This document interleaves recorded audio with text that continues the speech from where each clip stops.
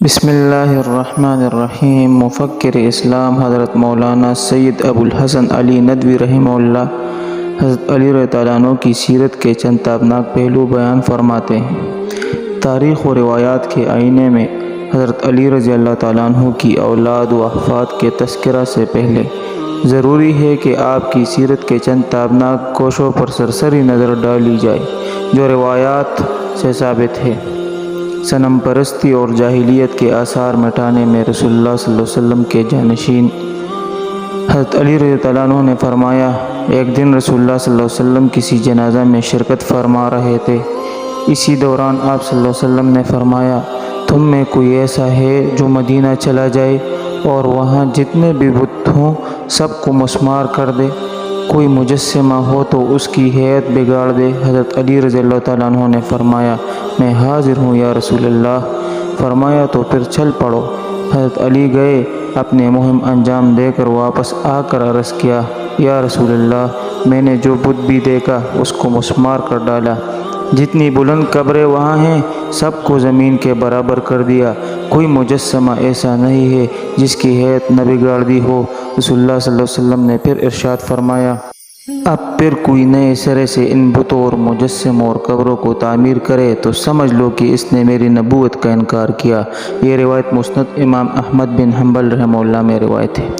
حضرت جریر بن حبان رضی اللہ عنہ اپنے والد سے روایت کرتے ہیں کہ ان سے حضرت علی رضی اللہ عنہ نے فرمایا، میں تم کو اس کام پر مامور کرتا ہوں جس کام پر مجھے رسول اللہ صلی اللہ علیہ وسلم نے مامور فرمایا تھا۔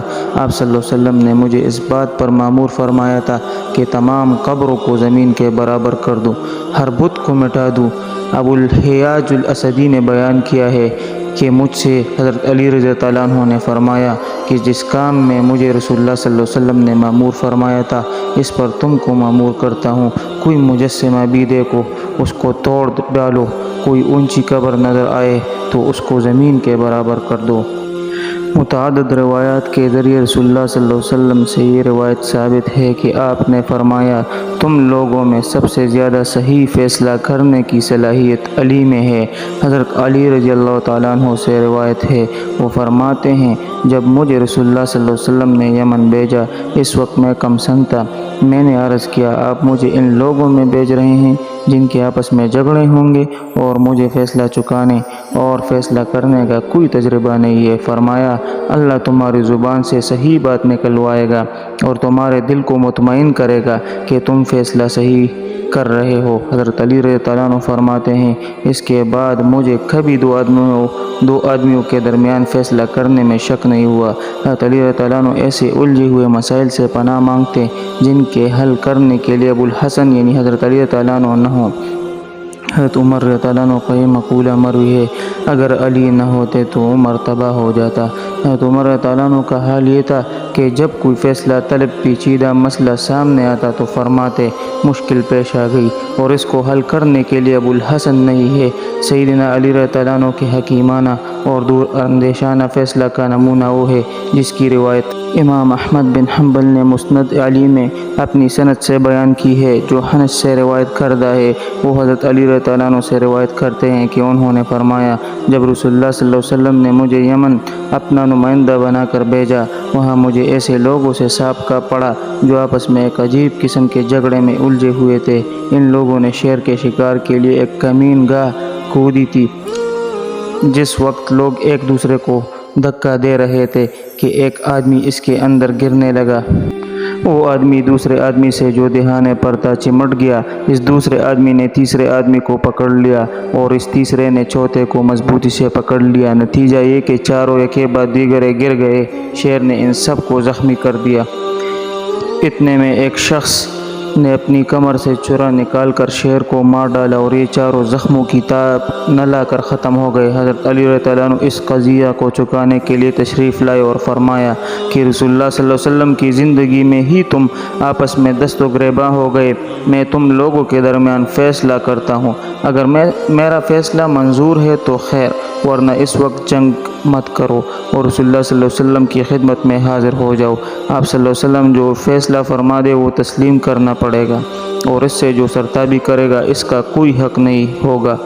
حضرت علی رضی اللہ عنہ نے فرمایا، کن لوگوں نے کنواں کودا ہے، ان سے خون بہا 4 آدموں کا جمع کرو، ایک کا چوتھا، دوسرے کا تہائی، تیسرے کا نصف، چوتھے کو مکمل خون بہا دیا جائے۔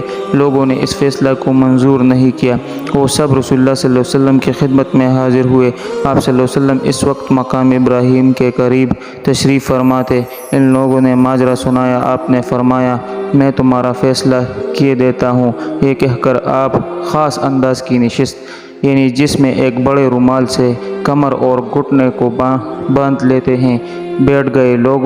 لوگوں میں سے ایک نے کہا کہ حضرت علی رضی اللہ عنہ ہمارے درمیان فیصلہ کر چکے ہیں۔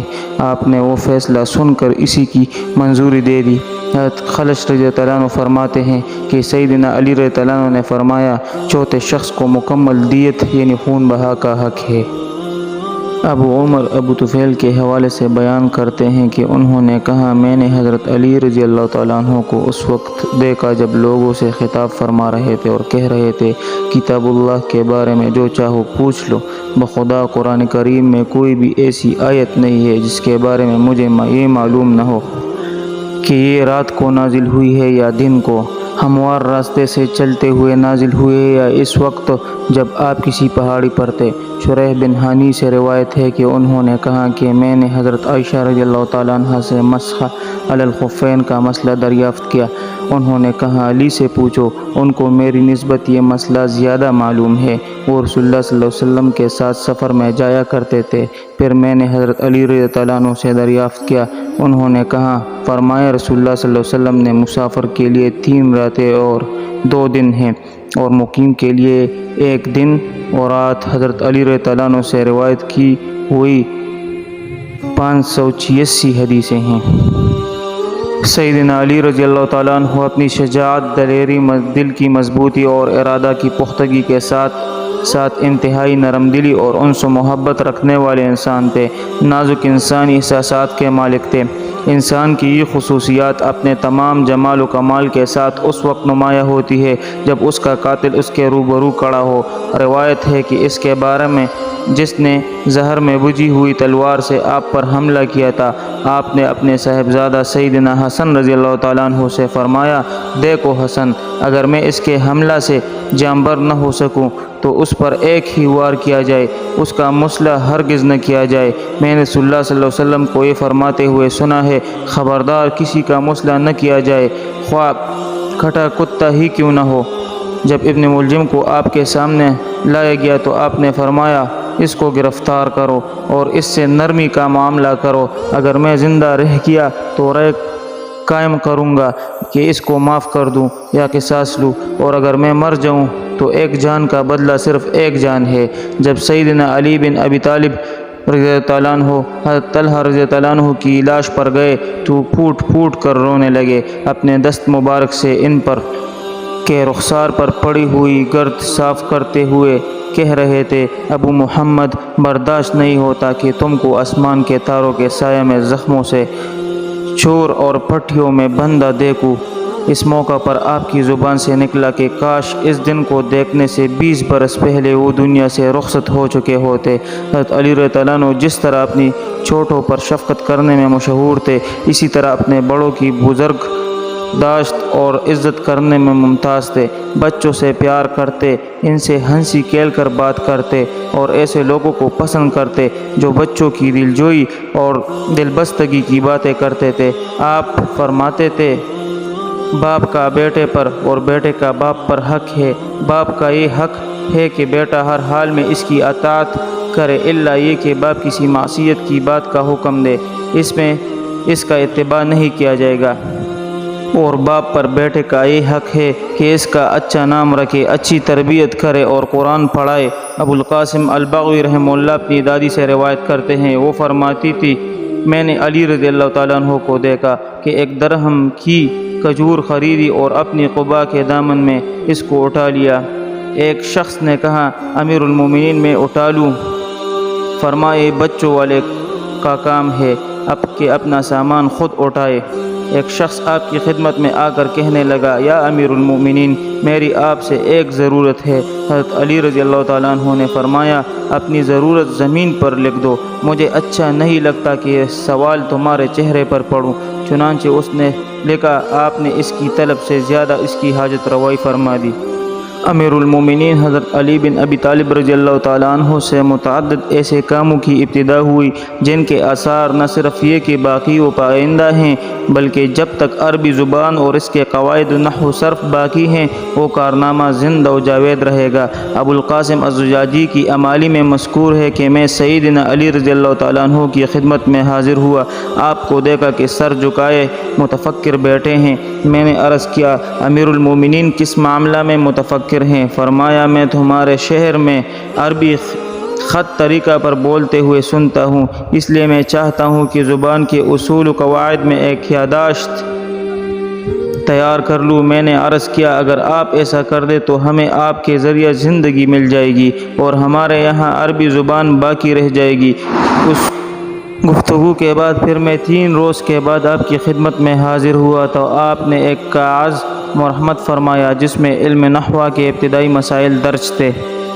العقاد لکھتے ہیں حضرت علی کرم اللہ وجہہ کے اولین کارناموں میں سے عقائد و علم کلام، علم قضاء، فقہ اور نحو اور عربی کتابت کے ضبط اصول کی تدوین ہے۔ یہ بات پہلے بیان کی جا چکی ہے کہ اسلامی تقویم یعنی کیلنڈر کے بارے میں یہ فیصلہ کہ سال ہجرت نبوی کو تقویم اسلامی کی اصل قرار دی جائے حضرت علی رضی اللہ عنہ کی رائے تھی، جس کو حضرت عمر رضی اللہ عنہ نے اور دوسرے صحابہ نے پسند کیا تھا، اور یہ حکم دیا گیا کہ اسلامی جنری کی ابتدا سال ہجری نبوی صلی اللہ علیہ وسلم کو قرار دیا جائے، لہٰذا جب تک مسلمان ہے یہی تقویم قائم ہے اور قائم رہے گی۔ ہجرت نبی صلی اللہ علیہ وسلم کو اسلامی جنری کی اصل و ابتدا بنانے میں حکمتیں اور مصلحتیں ہیں جو دعوت دین اور انسان قدو میں اسلام کی برتری ثابت کرتی ہے، اور جس میں حکماء اور مصنف مورخوں کے لیے اسلام کی عظمت کا ایک ایسا نشان ملتا ہے جس سے وہ اندازہ کر سکتے ہیں کہ مذاہب کی عام سطح سے اسلام کس درجہ فائق اور بلند ہے۔ یہ کام ایک نیک فعل اور نوید مسرت بھی ہے کہ ہجرت تاریخ بشریت میں ایک سنگ میل ہے اور انسانی کردار کے لیے ایک منارہ نور۔ رسول اللہ صلی اللہ علیہ وسلم سے خاندانی اور نسبی تعلق، ایک عمر کی رفاقت اور روزمرہ کی زندگی کو قریب سے دیکھنے کی وجہ سے سیدنا علی رضی اللہ تعالیٰ عنہ کو آپ صلی اللہ علیہ وسلم کے مزاج سے اور ذات نبوی کی خاص صفات و کمالات سے گہری مناسبت ہو گئی تھی، جن سے اللہ تعالیٰ نے اپنے نبی برحق صلی اللہ علیہ وسلم کو نوازا تھا۔ وہ آپ کے میلان طبع اور مزاج کے رخ کو بہت باریک بینی اور چھوٹی بڑی باتوں کی نزاکتوں کو سمجھتے تھے جن کا آپ کے رجحانات پر اثر پڑتا ہے۔ یہی نہیں بلکہ سیدنا علی رضی اللہ عنہ کو ان کے بیان کرنے اور ایک ایک گوشہ کو اجاگر کر کے بتانے میں بھی مہارت تھی۔ آپ صلی اللہ علیہ وسلم نے رسول اللہ صلی اللہ علیہ وسلم کے اخلاق و رجحان اور طریق تعامل کو بہت ہی بلیغ پیرایا میں بیان کیا ہے۔ ایک روایت میں حضرت علی رضی اللہ تعالیٰ عنہ نے رسول اللہ صلی اللہ علیہ وسلم کے اخلاق و عادات کا سراپا بیان کیا ہے۔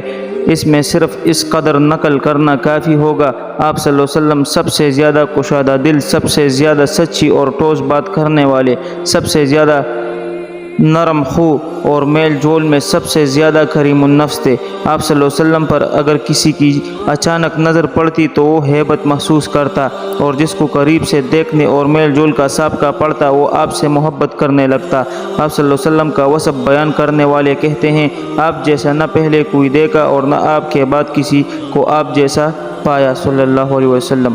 رسول اللہ صلی اللہ علیہ وسلم کے مزاج، حسن سلوک اور حلم و عفو کے خو سے گہری واقفیت کا اندازہ اس واقعے سے نمایاں طور پر ہوتا ہے کہ جب ابو سفیان بن الحارث ابن عبد المطلب جو آپ کے چچا زاد بھائی تھے مگر عرصہ دراز تک معاذ اللہ آپ کی حجو کر چکے تھے اور طرح طرح کی ایذائی پہنچا چکے تھے، جب فتح مکہ کے موقع پر راستہ میں سامنے آئے تو آپ صلی اللہ علیہ وسلم نے ان سے منہ پھیر لیا۔ ابو سفیان نے حضرت علی رضی اللہ عنہ سے اس کا گلہ کیا۔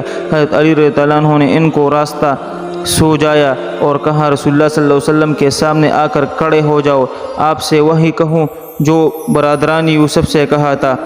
یعنی آیت کا ترجمہ اس طرح ہے، وہ بولے خدا کی قسم خدا نے تم کو ہم پر فضیلت بخشی ہے اور بے شک ہم خطا کار تھے۔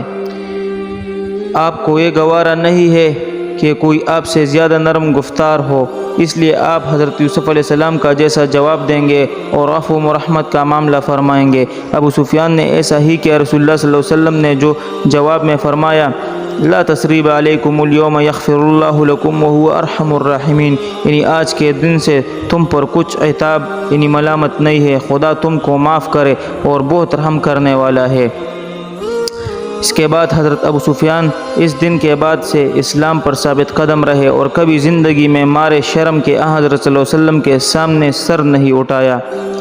عام طور پر حضرت علی رضی اللہ تعالیٰ عنہ اور آپ کے عہد کے تاریخ کا مطالعہ کرنے والے مورخوں کا یہ خیال ہے کہ حضرت علی رضی اللہ عنہ کی توجہات کا رخ نہ صرف یہ کہ عراقی اور شامیوں سے جنگ کی طرف تھا، بلکہ صرف اہل قبلہ سے قتال کرنے پر محصور تھا، اور آپ کو ان ملکوں سے کوئی واسطہ نہیں رہا جو خلفائے سابقین کے زمانہ میں فتح ہوئے۔ ان ممالک کے انتظامی اور عدالتی استحکام اور مرتدوں کی سرکوبی اور فتنوں کی بیخ کنی کی طرف کوئی توجہ نہیں دی۔ اسلامی حدود سلطنت کی توسیع اور نئے ملکوں کے اسلام میں داخل کرنے کی کوشش آپ کی سوانح میں نہیں ملتی۔ اس سلسلہ میں عام طور پر مورخوں نے حضرت علی مرتضیٰ رضی اللہ تعالیٰ عنہ کے بارے میں ضروری تفصیل سے کام نہیں لیا ہے۔ آپ کی سیرت کا یہ زاویہ پردہ خفا میں رہا اور اس کی تفصیل نہیں دی گئی۔ عراق و شام کی داخلی جنگوں کے واقعات اس درجہ افکار پر حاوی رہے کہ اس کے انبار کے نیچے یہ باتیں دب گئے۔ اس سلسلہ کی چند باتیں نقل کی جاتی ہیں جن کو آپ کی سوانح میں مرکزی حیثیت نہیں دی گئی، اور وہ تاریخ و سوانح میں متفرق جگہوں میں ملتی ہیں۔ مثلاً یہ کہ جب اہل فارس اور اہل کرمان نے خراج دینے سے انکار کیا اور نظام خلافت سے بغاوت کی تو حضرت علی مرتضیٰ رضی اللہ عنہ نے اس فتنے کا سدباب کیا اور ان کو خلافت کا مطیع و حلقہ بگوش بنا دیا۔ تاریخ الامم والملوک میں ابن جریر طبری 39 ہجری کے حوادث کا ذکر کرتے ہوئے لکھتے ہیں، عمر رضی اللہ تعالیٰ عنہ علی رضی اللہ عنہ سے روایت کرتے ہیں کہ جب ابن الحضرمی کا قتل ہوا ہے، حضرت علی رضی اللہ تعالیٰ عنہ کے بارے میں لوگوں کی مختلف پارٹیاں بن گئی۔ اہل کرمان اور اہل فارس کو یہ طمع ہو گئی کہ اگر خلافت کو تسلیم نہ کرے تو خراج کی ادائیگی سے بچ جائیں گے۔ چنانچہ ہر علاقہ کے لوگ اپنے سے قریبی حلقوں پر اثر انداز ہو گئے اور محصلین خراج کو نکال دیا۔ عمر کہتے ہیں کہ مجھ سے ابو القاسم نے کہا، اور وہ مسلمہ بن عثمان سے اور وہ علی بن کثیر سے روایت کرتے ہیں کہ اس موقع پر جب کہ اہل فارس نے خراج دینا بند کر دیا تھا، حضرت علی رضی اللہ عنہ نے لوگوں سے مشورہ کیا کہ کس کو فارس کو راہ راست پر لانے کی ذمہ داری سپرد کرے۔ جاریہ بن قدامہ نے کہا، میں امیر المومنین کو بتاتا ہوں کہ کون شخص عزم کا پختہ اور سیاستدان ہے جس کے سپرد جو مہم کر دی جائے اس کے لیے مناسب ہوگا۔ پوچھا وہ کون ہو سکتا ہے؟ کہا زیاد۔ فرمایا اس کے سپرد یہ کام کرتا ہوں۔ آپ نے ان کو فارس اور کرمان کا والی بنا کر بھیجا۔ ان کے ساتھ 4000 فوجی تھے۔ انہوں نے اس علاقہ کو سیدھا کر دیا۔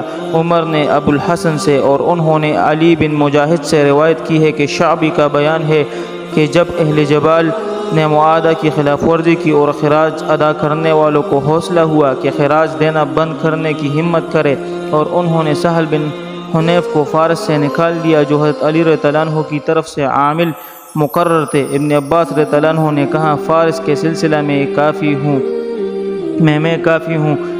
آپ کی مہم انجام دوں گا۔ حضرت علی نے ابن عباس رضی اللہ عنہ کو بصرہ بھیج دیا اور زیاد کو ایک بڑے گروہ کے ساتھ فارس روانہ کیا۔ انہوں نے اہل فارس کو مطیع و فرما بردار بنایا اور وہ خراج ادا کرنے لگے۔ اسی ضمن میں یہ بات بھی قابل ذکر ہے کہ حضرت علی رضی اللہ تعالیٰ عنہ کے عہد خلافت میں فوج کے چند دستے سندھ کی طرف گئے اور اس کے وہ حصے فتح کیے جو پہلے سے اسلامی حکومت میں داخل نہیں تھے۔ البلازری فتوح البلدان میں لکھتے ہیں، 38 ہجری کے آخر اور 39 ہجری کے ابتداء میں حضرت علی کرم اللہ وجہہ نے اپنے عہد خلافت میں الحارث بن مر العبدی کو اس سرحد کی طرف بھیجا جو دوسرے علاقوں سے جدا تھی۔ یہ فوجی دستہ وہاں سے کامیاب ہو کر مال غنیمت کے ساتھ واپس آیا۔ ایک دن میں یہاں کے مال غنیمت میں سے 1000 غلام تقسیم کیے گئے۔ سندھ کے علاقہ قیقان میں جو خراسان سے ملا ہوا ہے، 42 ہجری میں وہ اور چند اشخاص کو چھوڑ کر ان کے رفقا نے جام شہادت نوش کیا۔ قیقان سندھ میں ہے، خراسان سے اس کی سرحد ملتی ہے۔ اسی سلسلہ میں یہ واقعہ بھی قابل ذکر ہے کہ ان عیسائیوں میں سے جو اسلام قبول کر چکے تھے ایک جماعت مرتد ہو گئی۔ عمار بن معاویہ الدہنی ابو طفیل سے روایت کرتے ہیں کہ کچھ لوگ مرتد ہو گئے جو اصلاً عیسائی تھے۔ حضرت علی رضی اللہ عنہ نے وہاں معقل بن قیس کو بھیجا۔ انہوں نے جنگجو قوم سے مقابلہ کر کے فتح حاصل کی اور ان کے افراد کو گرفتار کر کے لائے۔ یہ تھے حضرت علی رضی اللہ عنہ کی سیرت مبارکہ کے چند تابناک پہلو جن کو مفکر اسلام حضرت مولانا سید ابو الحسن علی ندوی رحمہ اللہ نے بیان فرمایا ہے۔